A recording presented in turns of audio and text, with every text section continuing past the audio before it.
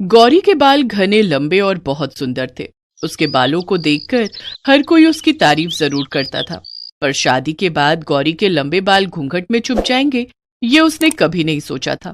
गौरी की सास यशोदा देवी बहुत ही पुराने ख्यालों की थी। उनके घर में घूंघट करना बहुत जरूरी था। देखो बहू, हमारे घर में घूंघट बहुत जरूरी है। तुम्हारे घूंघट का तुम्हें खुद ध्यान रखना है। सिर से बिल्कुल भी नहीं सरकना चाहिए। बड़ी बहू भी हमेशा घूंघट में ही रहती है। अब सास की बात को भला गौरी कैसे टाल सकती थी? वो इस घर में नई थी। उसने घूंघट में ही हाँ में सिर हिला दिया। यशोदा देवी कमरे से चली गई। सच कहूं तो मुझे तुम्हारे लिए बहुत बुरा लग रहा है गौरी। मैंने सुना था तुम्हारे बाल बहुत लंबे हैं, जमीन छूते हैं, पर अब इन लंबे बालों का कोई फायदा नहीं। तुम्हें तो इनका जूड़ा बनाकर अपने लंबे बालों को घूंघट में ही रखना है। माफ करना, मुझे हंसी आ गई। अच्छा, मैं चलती हूँ। तभी गौरी का पति सूरज आ जाता है। आप तो मुझे झूठ ही कहते थे कि आपको मेरे लंबे बाल सुंदर लगते हैं। अब देखो ना, मेरे ये लंबे बाल तो घूंघट में ही रहते हैं। आप तो बेकार ही तारीफ करते रहे। मेरे बाल तो अब हमेशा घूंघट में ही रहेंगे। तुम खुश नहीं हो ना गौरी मुझसे शादी के बाद? सूरज थोड़ी उदासी के साथ ये बात कहता है। नहीं नहीं, ऐसी बात नहीं है। मैं तो बस इस घूंघट की वजह से, वो मेरे लिए ये सब नया है ना, इसलिए थोड़ी परेशान हो रही हूँ। मेरी वजह से आप अपना मन खराब मत करो। मैं इस शादी से बहुत खुश हूँ। उस समय गौरी ने बात को संभाल लिया ताकि सूरज को किसी बात का बुरा न लगे, पर यह सच था कि गौरी हर समय बालों को बांधकर घूंघट करने में बहुत तंग आती थी। जरा सा भी गौरी का घूंघट सिर से हटने लगता तो उसकी सास उसे टोक देती। गौरी बहू, मंदिर जाने के लिए सब तैयार हो गए हैं। एक तुम हो कि इतनी देर लगा रही हो। गीले गीले बालों में जूड़ा बांधना पड़ता है। माँ जी आवाज लगा रही है, क्या करूं? माँ जी, वो आज गौरी ने सिर धोया था, बाल सुखा रही है। मुझे लगता है उसे तभी देर हो गई। अब इतने लंबे बालों को समेटना भी तो कितना मुश्किल है, वही समेट रही होगी। बस आज सिर धोना जरूरी था। जब पता है कितने लंबे बाल हैं तो सिर को एक दिन पहले धो लेती। पता नहीं आजकल की बहुएं बड़ों की बातें कब मानेंगी। अब जाओ और बोलो ढंग से घूंघट करके आएगी।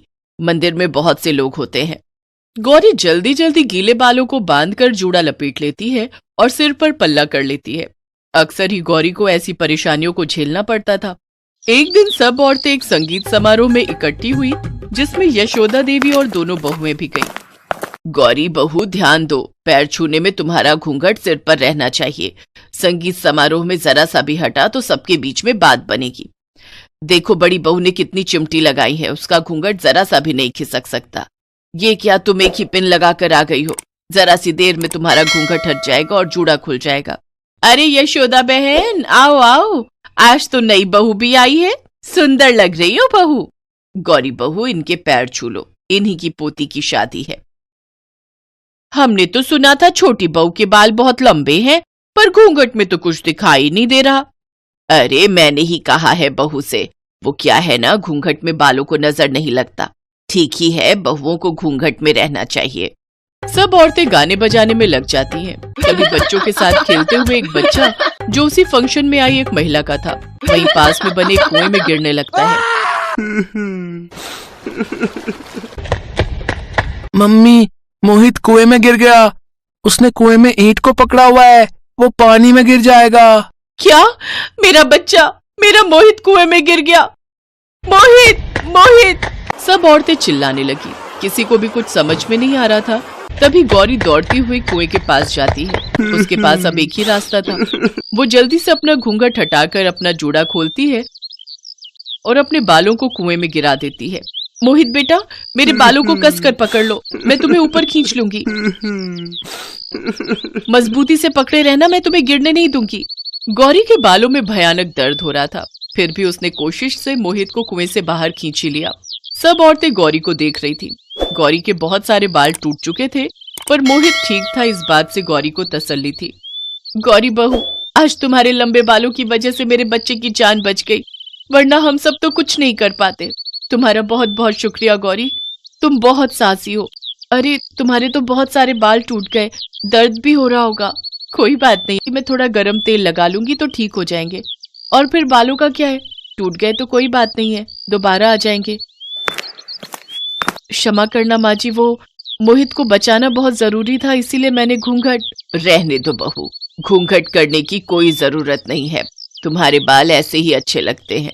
अब से तुम घूंघट नहीं करोगी, अपने बालों की चोटी बनाओगी। क्यों, मैं सही कह रही हूँ ना?